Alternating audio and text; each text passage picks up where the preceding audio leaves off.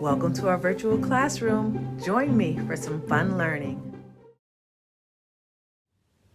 Welcome to Legacy Lineage Online Learning. I am Miss Nicole, and we are having our story times all about feelings this week. We started off Monday with Motivational Movement Monday, and we had a royal rumpus when we read Where the Wild Things Are. And remember, he sailed off because he was making mischief, but he got kind of angry when his mom sent him to his room. And then we had another story where we talked about how we feel feelings in our bodies and we understand those feelings. Well, now we are going to talk about maybe something that you have experienced recently. I want to ask you a question. When you go out now to the store, or to just go, even if you go to the mall, what do you have to wear on your face? A mask, right? Yes. And my friend wrote a story for families and for children just like you, all about wearing masks. And this is a great story because it talks about how we feel about wearing a mask. So I'd like you to take a second and tell me, how do you feel about wearing a mask? Some people might be really excited because masks come in all different colors and patterns and fun ways to wear them. Some people, maybe not so much so. I'll tell you a quick story about me. I was going to the store, and I got to the store and I got all the way across the parking lot, almost to the door of the store, and I realized, oh, I forgot my mask. So that was a feeling of being frustrated. But quickly I went back to my car, got my mask, and then I felt relieved because I had a mask in the car and I was able to go in the store. So this story was a gift, and it is written by a mom who has 3 little ones, and she began to wonder if other children were having different feelings about wearing a mask. So we're going to find out about the children in this story and the families in this story and how they feel about wearing a mask. And you know what? This story is called Mabel's Mask. So you know what I'm going to do while I read the story? I'm going to wear my mask. But first, let's sing the story song. I am reading, look at me, look at me. Time to put the toys away and listen to what I say. 1, 2, 3, eyes on me. This is the front of the book. This is the back of the book. This is the spine. This is the spine. This is the front of the book. It tells you the name of the story, Mabel's Mask. It also tells you the author, who I know, Sarah Greenwell, and it tells you the illustrator, who is the person who did the pictures, and his name is Johnathan Hart. This is the back of the book. It tells us it's the end of the story, but if you like it, you can always read it again. And this is the spine. It holds the pages of the book together, just like the spine in your body is in your back, and it holds the parts of your body together. All right, Mabel's Mask. So let Miss Nicole take some time and put her mask on, and I'm going to read this story to you all. So even though I'm wearing a mask, it's still Miss Nicole hosting story time for you guys, right? So sometimes if you go to school now, you may notice that your teachers look a little different, or people at the grocery store, if you had to visit the hospital or the pharmacy, or even if you go to parks, maybe you'll see people wearing them. But sometimes when people are outside and they're social distancing, they're playing sports, they don't, but some people do. So this is something to get used to now. So I'm going to put my mask on and we're going to read Mabel's Mask. If you'd like to join me, you can find your mask and put your mask on while I read this story to you. So I'm going to read this in here. This says, to Nicole and all the Legacy Lineage children. So Sarah wrote those words because this story is dedicated to you guys. Thank you, Sarah. And look at all the fun masks. Look at all the fun masks. See, it could be fun to wear your mask if you had a pink one with hearts, or one that was just blue, or a green and yellow stripe mask. And I even see polka dots and designs. What does my mask have on it? I love flowers. And my mask is full of flowers. And I'm going to tell you something else about this mask as we go on. Let's find out how these children are feeling. Mabel's mask has come from Mars or somewhere else that's very far. Where did you get your mask from? Did you go to the store to get your mask, or did they come in the mail? Do you think they came from Mars?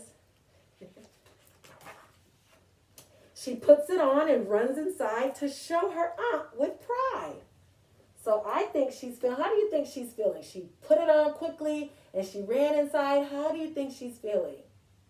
I would say she feels kind of excited. Let's see if I have the feeling paddle. Earlier in the week, I was telling families about I think she feels excited, right? Because her body is running and she's moving quickly to go inside and tell her aunt how she has her mask.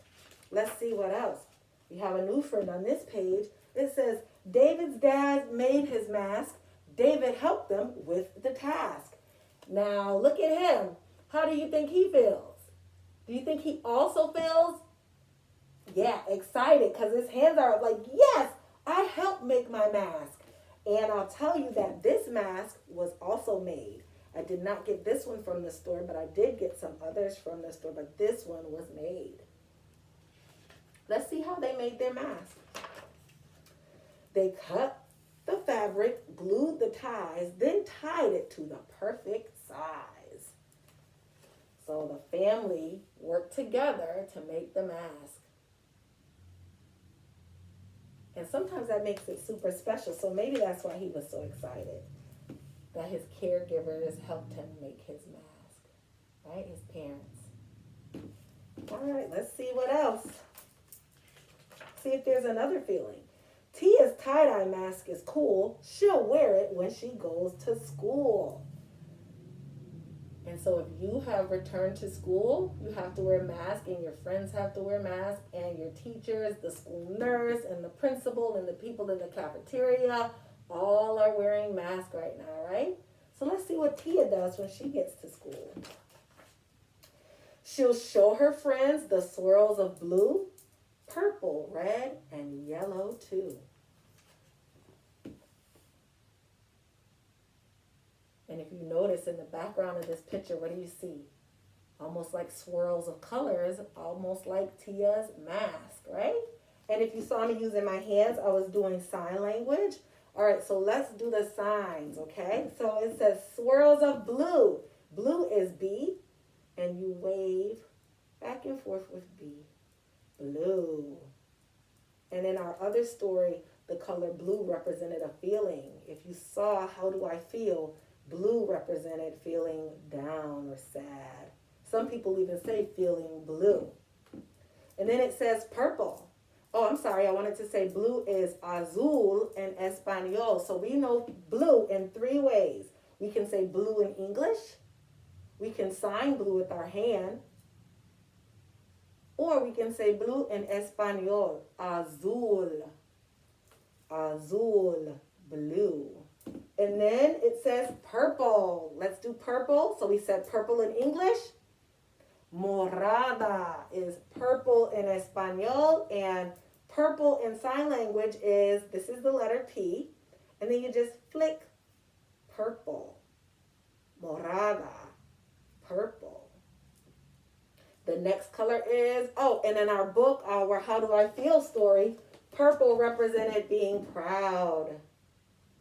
Purple represented being proud in that story. And then there was red, rojo, red. And what you can't see, but right in this area under my mask, because my mask needs to cover my nose and my mouth, and I'm putting my finger right in front of my mouth and pulling it down for rojo, red, rojo. I'll pull it down so you can see a little bit. Right there, right where your mouth is. All right, mask back on. And in our story, How Do I Feel? Red represented feeling. Do you remember? Nope, that's the wrong one. Red represented feeling a different way. Oh, I know which one it is. angry, right? And then there was yellow. Yellow. And here we go with a Y in sign language. Yellow. And in Espanol, azul. Azul. And yellow in that story was the feeling of happy.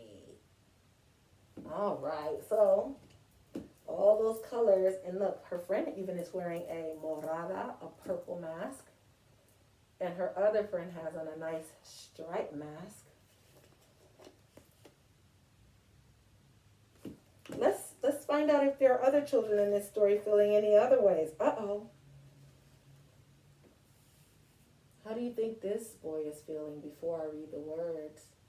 How do you think he's feeling? Is there a clue that tells you how he feels?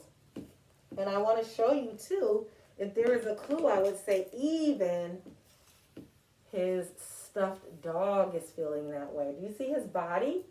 Because remember when we read How Do I Feel? It said you feel those feelings in your body, right? And so his body looks like not proud, not happy like the other children, but his body looks like maybe feeling down, right? Or blue. Let's read the words and find out. Stevie's sad about his mask. What's going on? His daddy asked. So why is he sad? Let's find out. Because remember, Ms. Nicole said one day she was frustrated. So let's find out why Stevie's sad. And I told you I was frustrated because, I left my mask in the car. So let's find out why Stevie is sad. He misses play without one on, but just until the sickness is gone. So even though he misses playing, what sport is he playing with his friend? Soccer. Even though he misses playing soccer or football, even though he misses playing it without a mask, he only has to wear a mask until the sickness is gone. And then he won't have to wear his mask anymore. But until his loved one or his caregivers, his parents, say that we don't have to wear a mask anymore because the sickness is gone, he should protect himself and his friends and everyone else around him by wearing his mask, right? Good job, Stevie. I'm glad he feels better. Grace is going to the store. It is different than before. How do you feel about going to the store now? How do you feel about having to wear your mask now? Do you feel different ways? Is it cool sometimes because you have a fun mask on? I saw someone who had a mask that looked like a dinosaur mouth. I saw someone who had a mask that looked like a bear. Huh? It's almost like the mask we wear for our costumes, right? Let's see. It says it's different than before. Let's see. She puts on her mask and holds Graham's hand, then waves hi to the grocery man. So it looks like she's feeling okay. Looks like she needs her Graham to help her feel safe. Sometimes holding on to a loved one helps us to feel safe and confident. She might feel different because before when she went to the store, she could see the grocery man's face. But now maybe she just feels it's a little different because she can't tell who's who because everybody has on a mask. But she's with her grandma, so she's safe. And so I think she feels confident and kind of okay now. I'm going to put my mask back on. May's mom wears her mask at night before she tucks May in tight. And you see May's mom? She's all dressed up and she has a mask on and she goes to work at night. I wonder what kind of job May's mom does. And let's see what the next page says. May says, Mom, I wear my mask too, so I'm a hero just like you.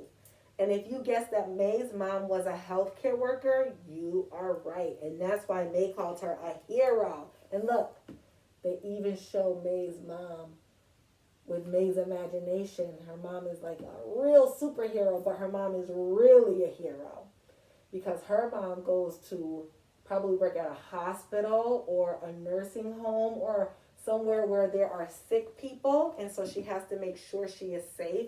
And I want to say it's so important that the people who have been out here helping us, we give them a big thank you. That's sign language for thank you. I'm going to put my mask down so you could see that the thank you sign comes from the bottom of my chin. And I'm not going to touch my mouth really. I'm just going to put it close and say thank you. Thank you. So how I express thanks to delivery guys and to the mail person, and when I would go to the store, I would see all the people working at the grocery store and the post office. In my screen door downstairs, I put a nice couple of hearts and just put thank you, thank you, thank you, thank you, healthcare workers, thank you, sanitation workers, thank you, janitors, thank you, mail carriers, thank you, healthcare workers, thank you to everyone who was going out and still yet working. They were all heroes. And we're all essential, but some of them had some really special jobs to do at a tough time. So I want to say another D, and I want to say another thank you to Sarah for writing this book for families and children all over who may be feeling some different feelings about wearing their mask. And wearing a mask will be part of our lives every day for a little while, but just like the author said, just until the sickness goes away. Right? But there's hope, so you just wear it now and hold a little hope in your heart, because soon you won't have to wear a mask anymore. Thank you for joining me. Thank you for joining me. See you next time. And remember, you are the you in unique.